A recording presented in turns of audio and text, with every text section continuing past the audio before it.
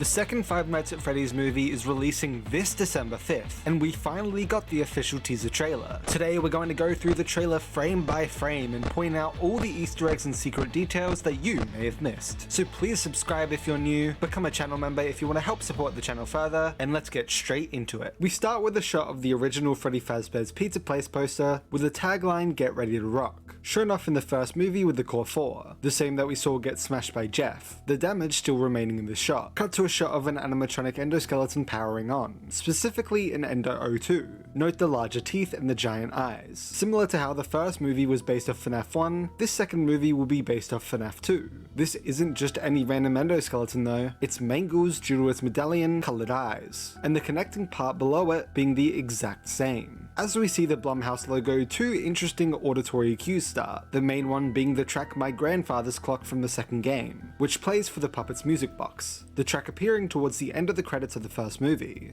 Obviously, we all know that the puppet is going to be in this movie, mainly due to Audrey Lynn Mary being reportedly cast as Charlie Emily. So this track being all throughout this trailer makes a lot of sense, as it's highly likely that the puppet has a large role in this movie. We'll talk about that more in a moment though. The second thing we hear is then an unknown voice speaking to us, this continuing throughout the trailer. This sounds pretty clearly like Matthew Lillard, aka William Afton, in his Spring Bonnie performance mode, just without the distortion that we heard in the first movie. I think it's very likely that we're going to get flashbacks in this film, mainly to the days of Freddy's Heights and specifically when the murders actually occur, this likely being the Showtime played to distract everyone while he lures the 5 children away. There's more to discuss on that theory in a moment though, so let's just continue to the next shot of an outside carnival-like area. Before we explain the cosplays and the festival itself, the kid walking by seems to be wearing a toy Freddy pin, or just a normal Freddy pin, similar to the pins that Kim wore in the introductory greeting for the night guards in the first movie. In fact, I actually think that these two are the exact same pin, but it's too blurry to tell. But about the carnival itself, and we actually know a bit about the setting due to some YouTubers who were actually able to travel to the set of the movie, where they visited the exterior of the locations first. All over the first movie's location are posters for the Faz Fest that we're seeing here with the toy animatronics present, which, spoiler alert, we do see at the end of the trailer. The movie seems to be following the lore of FNAF 2 to a T, following how in-universe, instead of being called the toy animatronics, the new animatronics are simply just called Freddy, Bonnie, Foxy, and Chica. That's not all, but this is our first look at Mangle in his fixed form,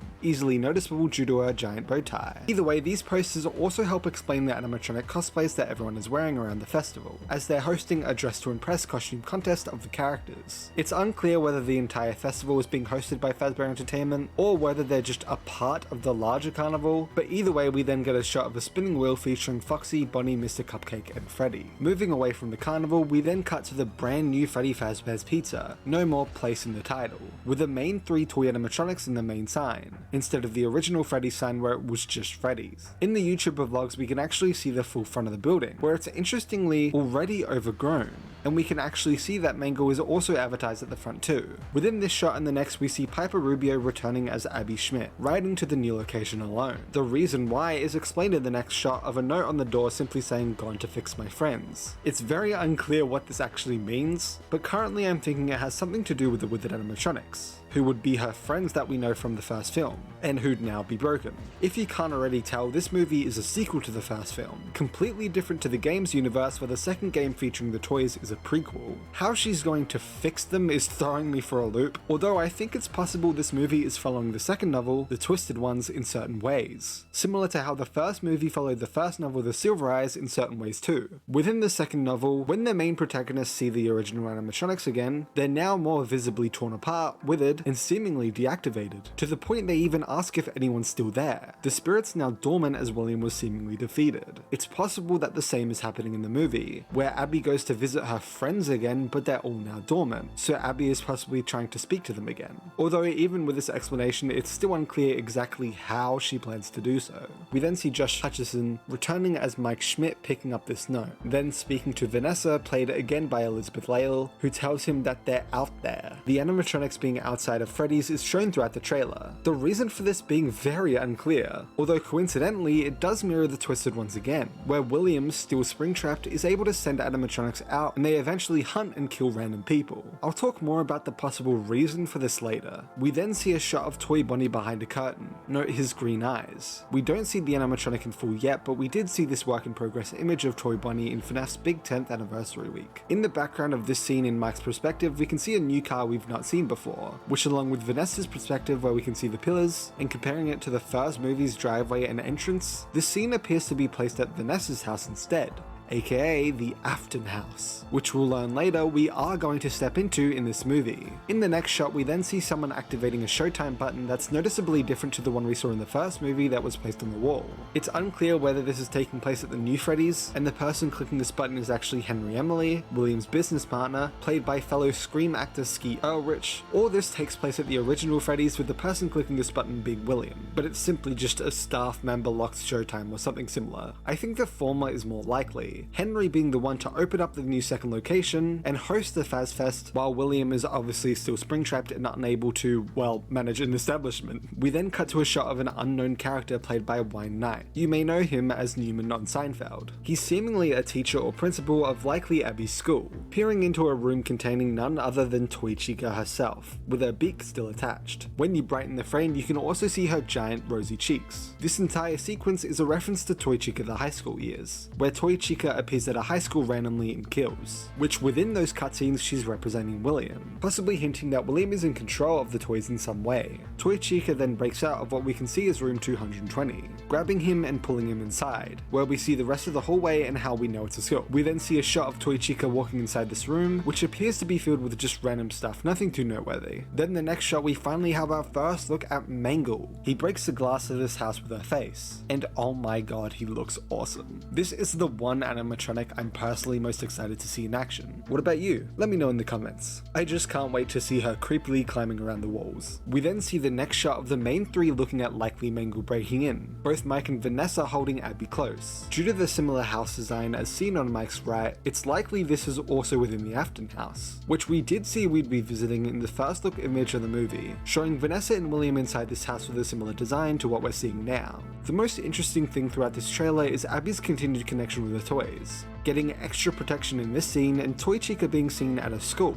But why? To me, this is another element possibly taken from the Twisted ones, where William, despite being springtrapped, sends out the animatronics to go and kill people on their way to finally capture Charlie and bring her to him. I think something similar is happening here, where the toys are killing random people and are for some reason then directed to go just for Abby. I really can't see why else Toy Chica would just be at her school. It's a targeted attack. It's possible Abby visiting the new Freddys and messing with the Wizards like I've theorized, then leads the toys to put her into their criminal database similar to FNAF 2, and then begin hunting her. We then see a shot of Toy Freddy breaking into the garage. I thought it might be Toy Chica, but the feet are noticeably the same color as its legs. Interestingly enough, this frame confirms we're in the Afton house through the trailer, due to the fact that the front of the car on the left appears to be the same front of William's car that he used when taking Garrett. Then we see an interesting shot of Toy Bonnie extremely angry due to its red glowing eyes, which from the first movie we know is stage 3 of their eye emotions. The first being plain when they're neutral, second being a tint of red when they're on the attack, and the third then being fully dark red when they're seemingly vengeful, only appearing in the first movie when they turn against William. We do then see Toy Bonnie lifting a screwdriver for, well, who knows why. The next shot then shows two new and random characters screaming for their lives. From the position of the shot itself, we can tell that this is through an animatronic's POV, and from the shadow on the wall, it seems like this is Toy Bonnie, which makes sense as continuing from the previous shot.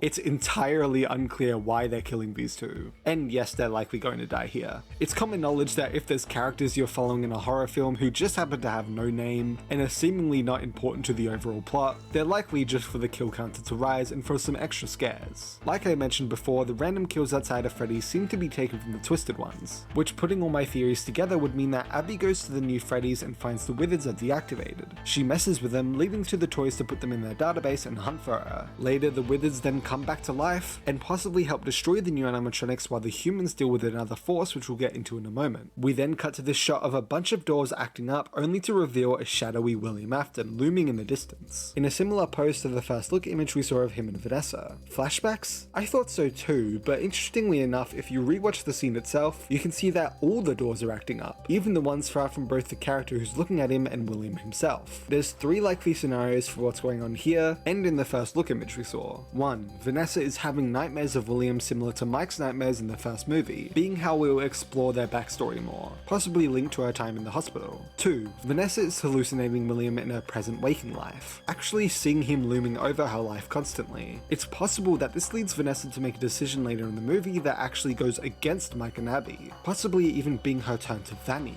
her game counterpart's rabbit killer persona, which was hinted at the end of the first movie. Or 3. While still in her present waking life, this is actually William projecting himself to her, while he's still spring-locked, similar to how the kids in the first movie could project their child forms to the characters, while still possessing the suits. This would make sense with how the first movie ended with William seeing the child spirit behind Golden Freddy, him them copying this. Either way, it's very likely that these scenes are going to finally show us the real William. No longer Steve Raglan, no longer the performer he was in Spring Bonnie, but the pure evil and abusive man that is William Afton. Something else to mention is these photos on the wall, but no amount of image manipulation is giving me any good results. Although since the first look image showed us an image of Grandpa Afton, yes, William's father, it's likely just another family image of probably a young William. This isn't all for this shot though, as it's actually a possible reference to Fun with Plushtrap from FNAF 4, the multiple doors in one long hallway leading to William, aka Springtrap. We then see a shot of Vanessa during the day grabbing out her gun, which, considering this is directly after that shot of William appearing, I believe to likely be her first time seeing William in whatever way she is. Her first instinct being to aim a gun at him similar to the first movie, being a literal mirror of the same shot. Also note that her hair is still up at this point in time,